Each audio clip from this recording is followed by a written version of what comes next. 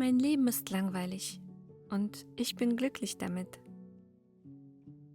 Ja, ich liebe mein einfaches, ruhiges Leben, meinen langsameren Lebensrhythmus, meine minimalistischere Art zu leben, meinen alles in allem unaufgeregten Alltag.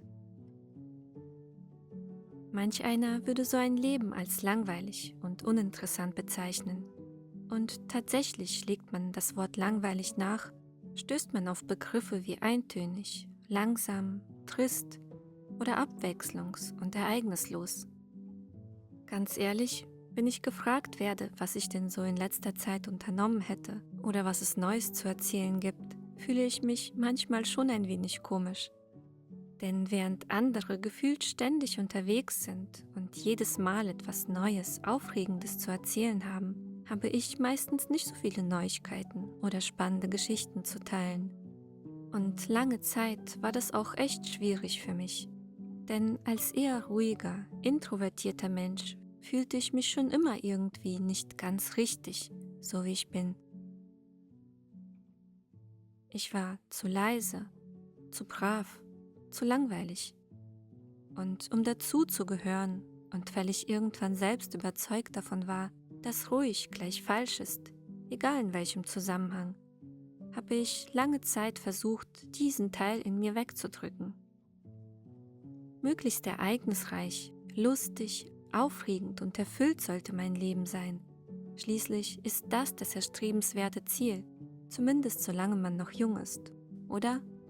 Das ist das, was uns interessant und anziehend macht für andere, dachte ich. Wie oft habe ich im Laufe meines Lebens Menschen über andere sagen hören, mit der kann man keinen Spaß haben, die trinkt ja nichts. Der ist total seltsam, der geht ja so gut wie nie weg. Oder sie ist mir zu brav, zu langweilig, in ihrem Leben passiert nichts.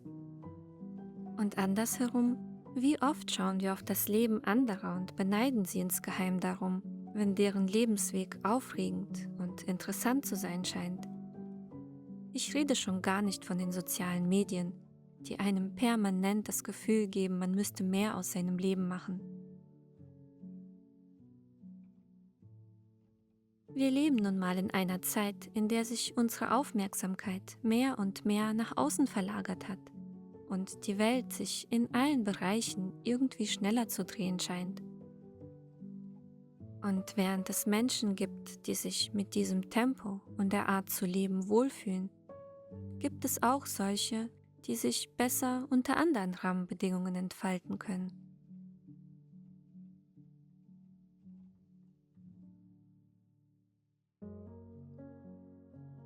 Heute sieht mein Leben ganz anders aus als noch vor einigen Jahren.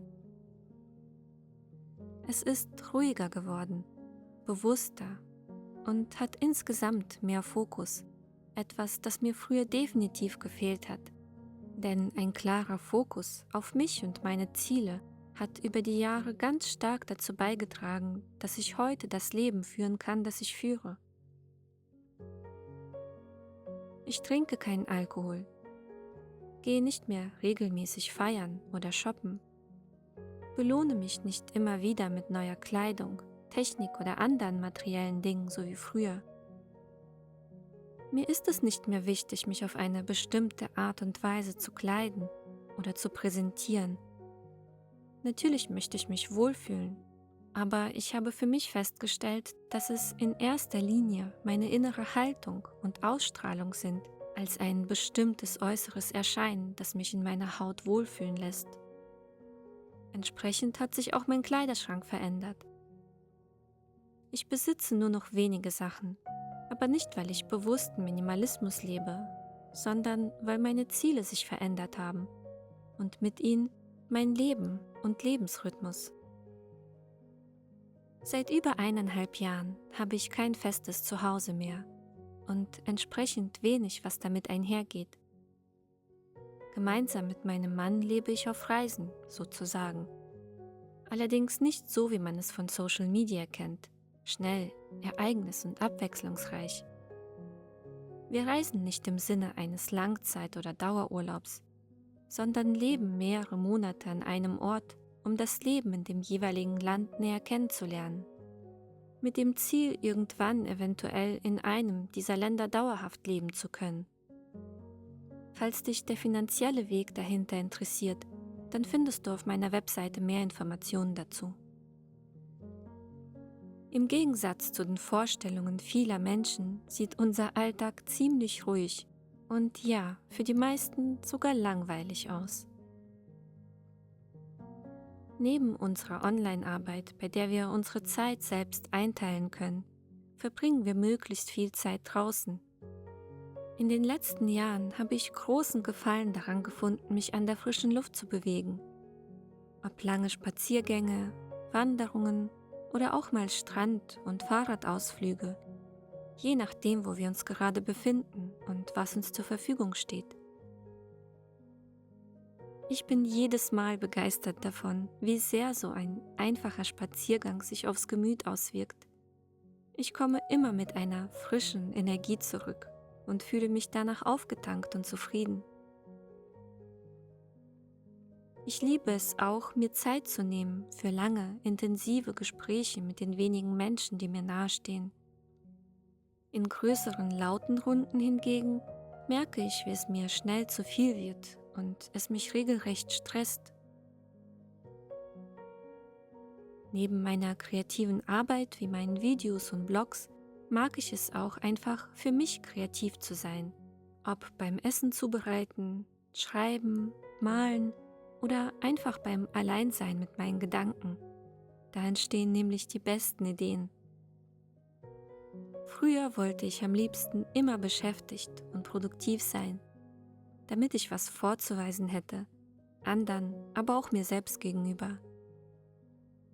Ich habe so sehr im Außen gelebt und hatte so gut wie keine Verbindung zu mir selbst, zu dem, was mich ausmacht und was ich wirklich will. Ich bin einfach nur gefolgt, anstatt selbst zu erschaffen. Ich folgte den Menschen um mich herum, Social Media, dem, was mir eingetrichtert war, dass das Richtige sei und der jeweiligen gesellschaftlichen Narrative, die gerade aktuell war.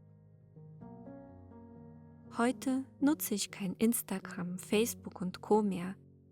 Ich schaue kein Fernsehen und kaum Nachrichten.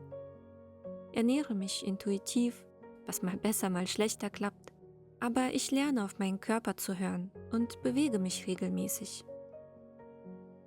Zum Gähnen langweilig, hätte ich früher gedacht. Doch dieses bewusstere Leben, das ich heute führe, hat so vieles für mich verändert. Ich fühle mich viel verbundener und ausgeglichener.